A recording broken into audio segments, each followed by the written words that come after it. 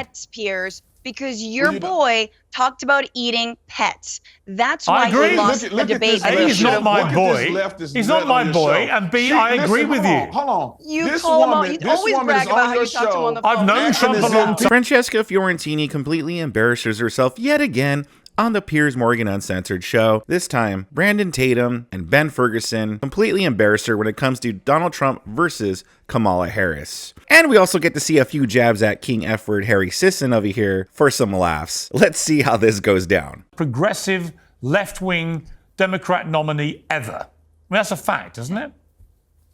Man, I wish. I super wish. I mean, I'm a big Bernie girl.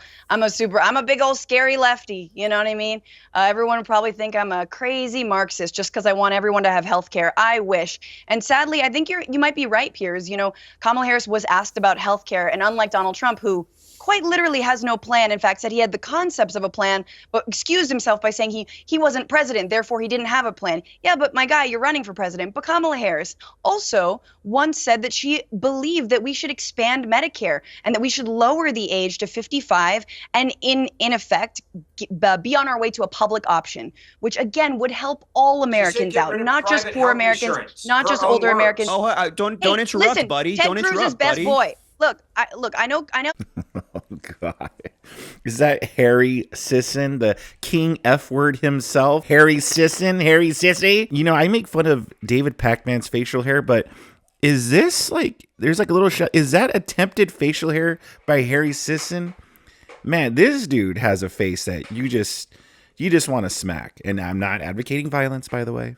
It's an expression, people. It's expression, YouTube. Sorry, let's carry on.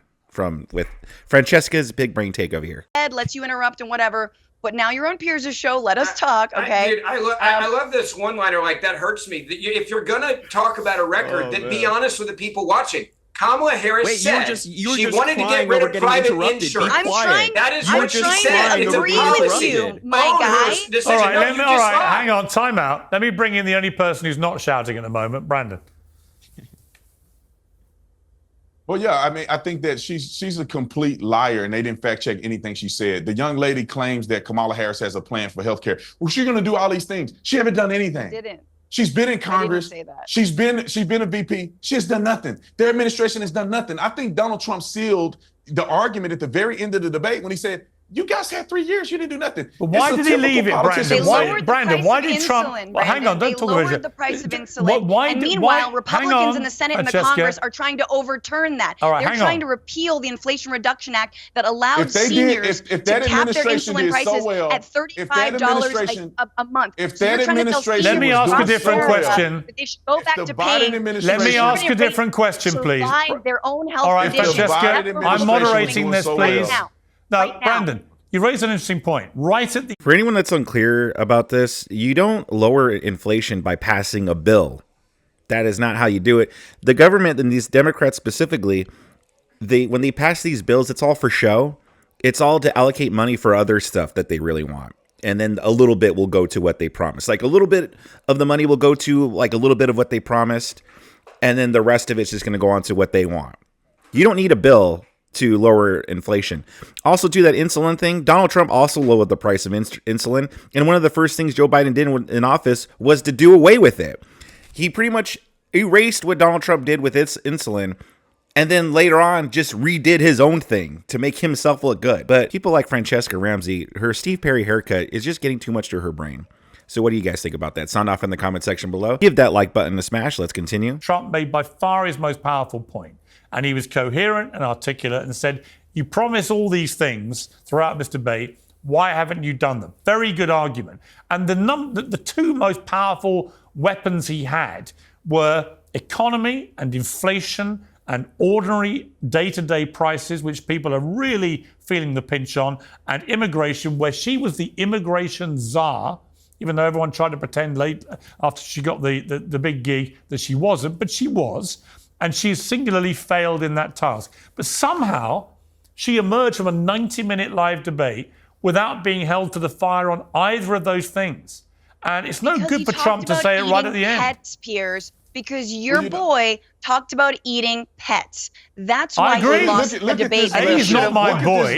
He's not my boy. And B, I agree with you. Hold on. You call him out. You always brag about how you talk to him on the phone. I've known Trump a long time, and he occasionally calls me. Brandon.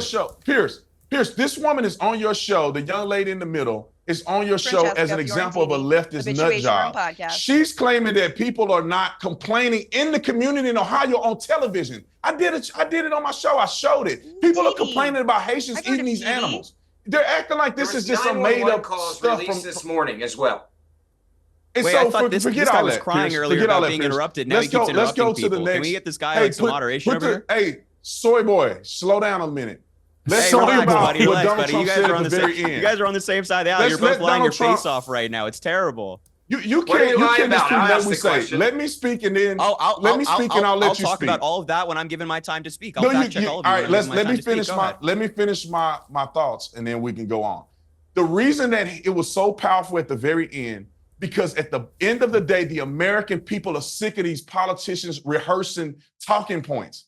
The woman had forever to make this country better. She did nothing. She was a part of the Biden administration. She ran with him in 2020, and then she was running with him until they kicked him out of the election. She had no policy debates against what Joe Biden had in place, not one time. All of a sudden, she now has a new revived theology. It's not all right, thank you, Brandon. Harry, your response to that. Thanks to the Joe Biden and Kamala Harris administration. Because that's what they did, actually. The American Rescue Plan put money in the pocketbooks of American families, $300 a month to be specific about it. That was called the Childcare tax plan, and they're going to expand it if reelected. Who you know benefits all families, people who have children. Family? I thought Republicans were all about forcing people to have kids, even though they don't want them. Meanwhile, oh my goodness. No surprise here for Francesca. I just hate that whole notion of forcing people to have kids. Like we have people locked away in some kind of factory in there. We're forcing them to reproduce. Their views on smishmortions is and child raising and having kids, it is completely warped. You know, hopefully Francesca sees that before her egg carton is empty. Plan for childcare. Did we hear it? Did we hear it, everybody? It was tariffs on China. They didn't even ask. How are tariffs on China? Which, by the way, if you like any goods, if you like buying things in this country, that is literally what he said. Goods, that's going to raise the price. Okay, hang on. Let me get some order, please. Let me get some order, please. The truth about tariffs on China, as even the moderators pointed out, is that actually, Joe Biden and Kamala Harris kept a lot of those tariffs that Trump introduced. So if they didn't like them, why didn't they get rid of them? Harry, let me bring Harry in. You've been waiting reasonably patiently, albeit not even responding to the soy jibe, which I was astonished by. Don't worry, I'll get there. Overall, Harry, though, look, you put all your cards on Joe Biden. All right.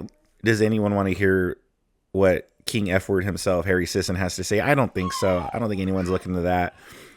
Nothing to offer of value there. Francesca Fiorentini coming off like a huge idiot, humiliating herself live on television. Again, is this a humiliation ritual at this point? When she goes on this TV and just has no idea what she's talking about? Who looks to her for anything? If there are any fans out there who used to listen to her, like, you know, they were old fans and now they don't listen to her because, for whatever reason, has she ever made any good points? Has she ever owned or slayed in a debate? Because all the clips I've seen her, she just comes off like an idiot, just ideologically driven, no facts there. Officer Brandon Tatum and Ben Ferguson absolutely schooled her. Not that that's hard to do. What did you guys think about this? Did you think Francesca stood a chance? Sound off in the comment section below. Subscribe to my channel if you enjoy content like this. Click that notification bell. And if you like seeing Francesca Fiorentini humiliate herself, I got a whole bunch more Francesca videos on my channel for you to click on and enjoy.